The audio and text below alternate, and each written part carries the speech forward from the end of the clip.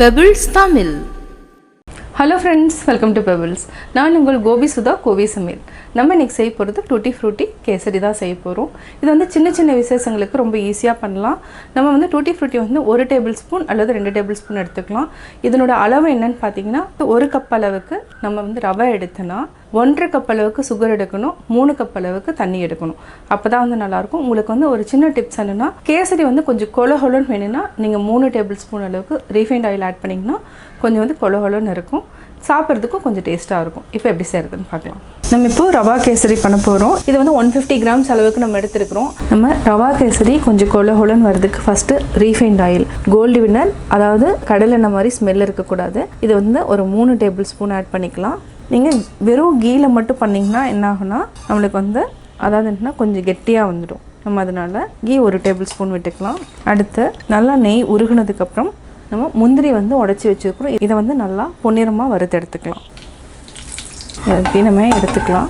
இதே இதில் நம்ம இந்த ரவையை வந்து லைட்டாக நம்ம வறுத்து எடுத்துக்கலாம். வர மாதிரி வரும். இதை வந்து அப்படியே சிம்மில் வச்சுக்கோங்க, ஹை ஃப்ளேமில் வைக்க வேண்டாம். இதை அப்படியே நம்ம வறுத்து எடுத்துக்கலாம். இது வந்து ஆல்ரெடி வந்து அவங்க கொடுத்துருக்கிறது டபுள் ரோஸ்டடுன்னு கொடுத்துருப்பாங்க. இருந்தாலும் வந்து அந்த பச்சை வாசனை போயிடுச்சுன்னா கேசரி வந்து ரொம்ப டேஸ்ட்டாக இருக்கும். அதனால நம்ம இந்த மாதிரி வறுத்து எடுத்துகிட்டா நல்லாயிருக்கும்.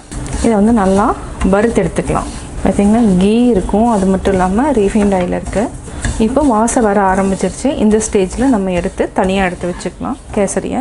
அதே பேனில் நம்ம வந்து இதில் வந்து 1 கப், இதில் வந்து நம்ம 3 கப் அளவுக்கு தண்ணி விட்டுக்கலாம். அதாவது 3.5 கூட நம்ம விடலாம். நான் வந்து 3 கப் விடுறேன். நல்லா கொதிக்கணும். தேவைன்னா நம்ம இன்னொரு 1/2 கப் மட்டும் ஆட் பண்ணிக்கலாம். இது வந்து நல்லா ஹை ஃப்ளேமில் வச்சு கொதிக்க விட்டுருங்க. இப்போ நம்ம கேசரி கலர் கொஞ்சம் ஆட் பண்ணிக்கலாம். இந்தளவுக்கு ஆட் பண்ணாலே போதும். இது அப்படியே நல்லா மிக்ஸ் பண்ணிக்கோங்க. இப்போ நம்ம கலர் மிக்ஸ் பண்ணியாச்சு. இது நல்லா கொதிச்சதுக்கப்புறம் நம்ம ரவையை ஆட் பண்ணிக்கலாம். இப்போ நம்ம ஏலக்காய் 3 ஏலக்காவை சீடு மட்டும் எடுத்துட்டோம், இதையும் ஆட் பண்ணிக்கலாம். இது கூட நம்ம இப்போ வறுத்து வச்சுருக்கிற ரவையை ஆட் பண்ணிக்கலாம்.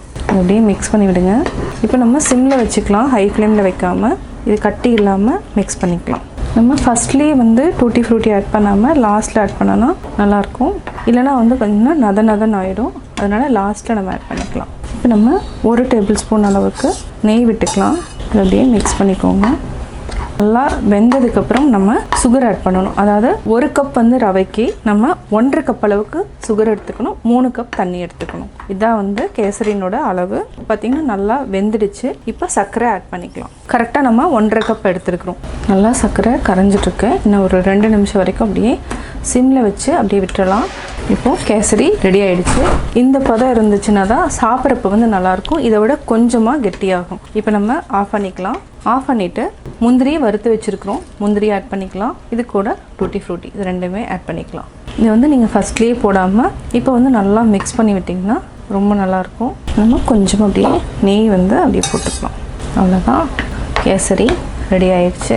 இது சாப்பிட்றப்ப என்னென்னா ஒரு 20 மினிட்ஸ்க்கு அப்புறம் சாப்பிட்டிங்கன்னா கொஞ்சம் லைட்டாக கொலகொலன்னு கரெக்டாக இருக்கும். இப்போ நம்ம ஒரு பாத்திரத்தில் மாற்றிக்கலாம். சுவையான tutti frutti kesari ready. Tutti frutti kesari எப்படி செஞ்சுங்கிறத பார்த்தீங்க. ரொம்ப ஈஸியாக செய்யலாம். நீங்களும் வீட்டில் ட்ரை பண்ணி பார்த்துட்டு உங்களுடைய கமெண்ட்ஸ் எனக்கு சொல்லுங்கள். லைக் பண்ணுங்கள், ஷேர் பண்ணுங்கள், மறக்காமல் சப்ஸ்கிரைப் பண்ணுங்கள். நீங்கள் ஒன்லி ரெசிபீஸ் மட்டும் பார்க்கணுன்னு விரும்புனீங்கன்னா கோபி சுதா, கோவி சமையல் சேனலில் சப்ஸ்கிரைப் பண்ணிக்கோங்க. என்னோடய குக்கிங் வீடியோ முடிஞ்சதுக்கப்புறம் பார்த்தீங்கன்னா ஒரு திருக்குறள் வந்து நீங்கள் பார்க்கலாம். உங்கள் குழந்தைகளுக்கு நீங்கள் சொல்லித்தரலாம்.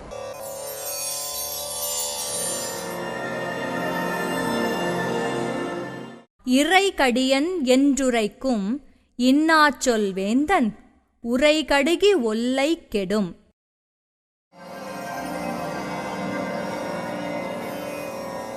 விளக்கம்: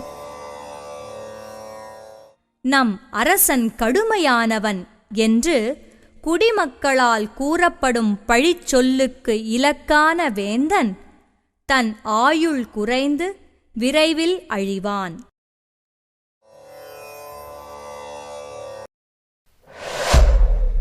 பெபிள்ஸ் தமிழ்.